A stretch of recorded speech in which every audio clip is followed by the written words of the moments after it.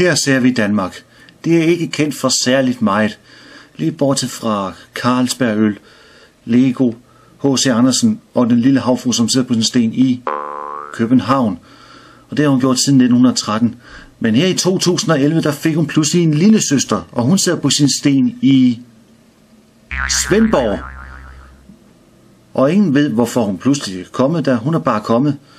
Lad os nu prøve at se nærmere på hende fra Svendborg.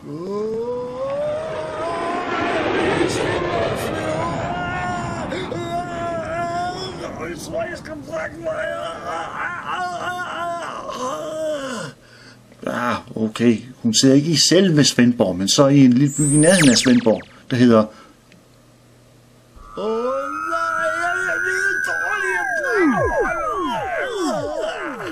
Åbyskov.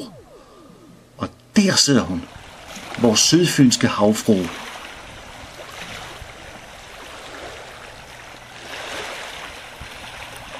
Ja, hun ser måske ikke ud så meget. Kan man se hende?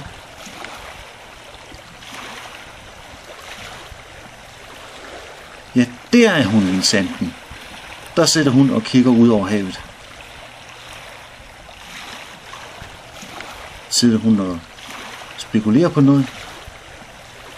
Tænker hun mon? Eller længes hun efter nogen? Længes hun efter sin kæreste, eventuelt? Eller sine venner, eller familie? Eller sidder hun bare og tager det stille og roligt og slapper af og kigger ud over det store, dejlige blå hav? Ingen ved, hvorfor hun pludselig er dukket op.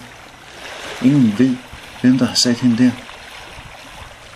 Denne yndige, søde pige.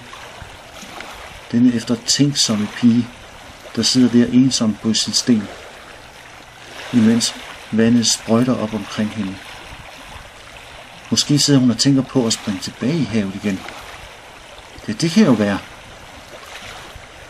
Måske sidder hun der og tænker, samtidig med at der sidder en lille fugl på hendes venstre skulder. Hvem ved? Hvem ved, hvad hun tænker? Jeg ved det ikke. Ved du det?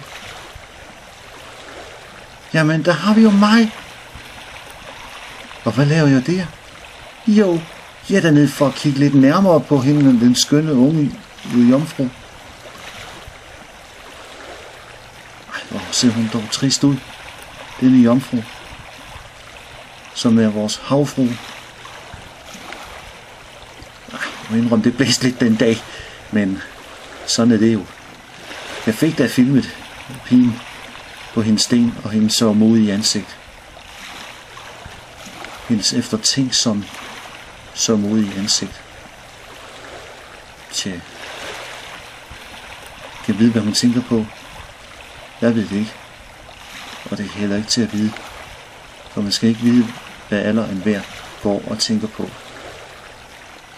Fordi det kunne jo være, at det ikke var noget særligt rart, at de tænkte på om en til.